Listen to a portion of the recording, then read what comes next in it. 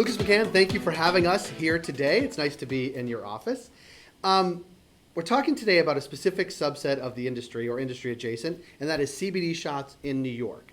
And we have heard that many of these CBD shops want to become adult use recreational cannabis stores. You're going to tell us, is there anything different about a CBD shop that gives them an advantage or a disadvantage? Or is it totally like starting a new business from scratch? And if there's some overlap or some benefit to being in business now? Absolutely. Great. Well, CBD is a great industry to be in. 2018 Farm Bill has really set up those CBD shops to open up in places like the state of New York, and we've got hundreds there that I think are in a very good position, or not. Right. We'll figure that out in a moment. Right. To be able to enter the market. So the card application process for those that were justice involved individuals, that window closed for those conditional adult use retail dispensary license types. So that's off the table unless those folks had already applied. Now we're forward looking, and there's a couple of really important things. First one to notice is that your property is going to be very, very key. So when the regulations come out, there are some important criteria that will need to be satisfied there. So verifying zoning, step one. We want to make sure that the zoning's right. So we want to have likely a retail-like zoning for folks that are set up. And when you already are a CBD store, you at least have that lease situation probably figured out. Having a copy of that lease is going to be super important, or even being in a position to own your own store going to be very, very helpful. But we'll need to pay attention to the regulations as they come out, as it pertains to zoning and setback distances. And we've seen this in a lot of other markets where once regulations come out for cannabis stores, proximity to schools, places of worship, community centers, daycares, or even setback distances from other cannabis stores is going to be super crucial for opening up. It's really going to make or break probably half of those that would be eligible. Mm-hmm. That's number one. Right. It's a big number one to start with. It is. Yeah. And further to that point, as we're talking about zoning, there are 1,520 municipalities in the state of New York. 50% of those have already opted out from cannabis retail dispensaries. But some of these CBD shops may be in those half. If that's the case, it is very unfortunate that if they're in a municipality that's opted out, and even more have opted out from on-site consumption lounges. So making sure that we're eligible is going to be step one. Step two is paying attention to the new regulations as they're coming out as well. You know, we want to make sure that if they do implement some kind of social equity, that your business is structured to pay respect to that and to tip your hat to that. Eligibility criteria can include being in what they define as like a impact zone. So areas in parts of the state that have been disproportionately impacted by cannabis prohibition. Basically saying that the cops have been around, you know, right. really putting people in prison for things that they shouldn't have been to certain groups, mm-hmm. but also into certain areas. And again, diversely owned businesses. In New Jersey, we saw that those were applications that were prioritized, and then it went down to, for example, women-owned or veteran-run, mm-hmm. Or those that have perhaps are living with potential disability. Mm-hmm. Some of those folks may be prioritized for what it would look like to be able to open up their store. Mm-hmm. That's two. That's two. Once you have those sort of figured out, we know that we've got a clear path to licensing. We know that there's a way to move forward. The third step now is going to be having conversations with those in the city. So getting to City Hall. You can't beat City Hall, so you have to make sure they're on your side. Right. But with that, you know, besides notifications to clerks, which is really important, there are community boards that you have to be aware of in New York City. So New York State, yeah. Having conversations with the folks, well, specifically in New York City, okay. there are community boards there that you'll need to participate in, and then flagging this because any opinions that these boards have of you is going to go to the Office of Cannabis Management for good or bad, I would imagine. The OCM. Yeah. Having said that, you know, attending things like town halls, speaking to politicians is always important, but also speaking to other local businesses in the area, super important, especially if you can get them to buy into your store. You're showing to them that maybe the increased traffic coming to your store is going to help them. If they're supporters of small business, especially if they're women-owned, diversely owned, mm-hmm. or impact zones, these can all be great things to align on. And hey, if you're setting up next to maybe like a sandwich shop or a pizza place, everybody wins. Score.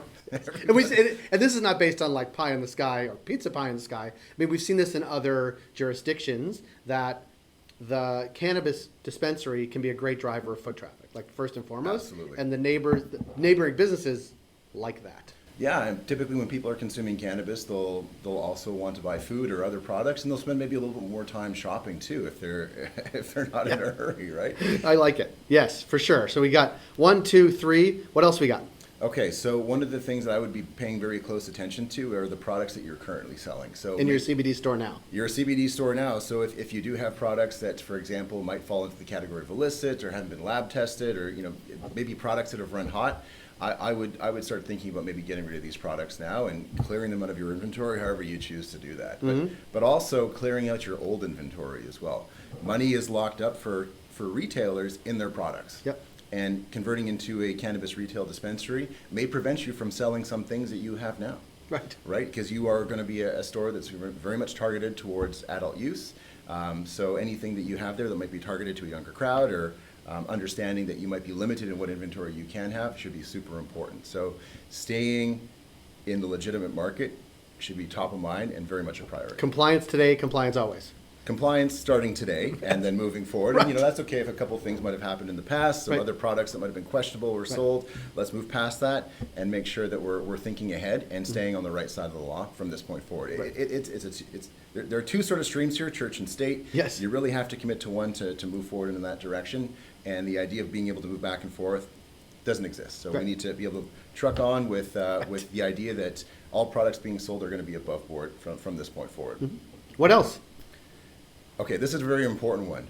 As retail dispensaries begin to open up, there's going to be a huge buzz created with the population. People are going to want to get into stores and buy their regulated product from retail dispensary owners. And that's very exciting. But what's going to happen is that the product and the supply is not going to be able to keep up with demand, at least at first. Right. So Never does. Or rarely does. Well, not for the first couple of years, Right. and then eventually there'll be an oversupply. Right. So We've seen it in Oregon. We've seen it all over Canada, all those things.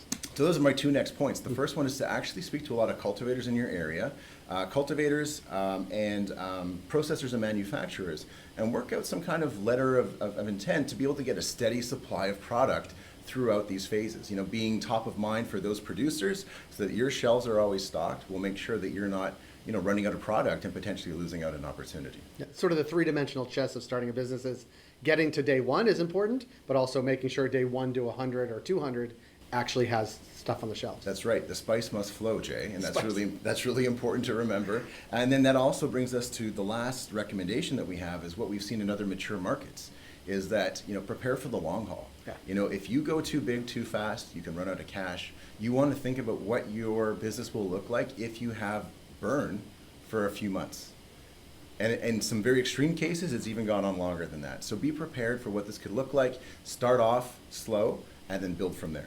Yeah.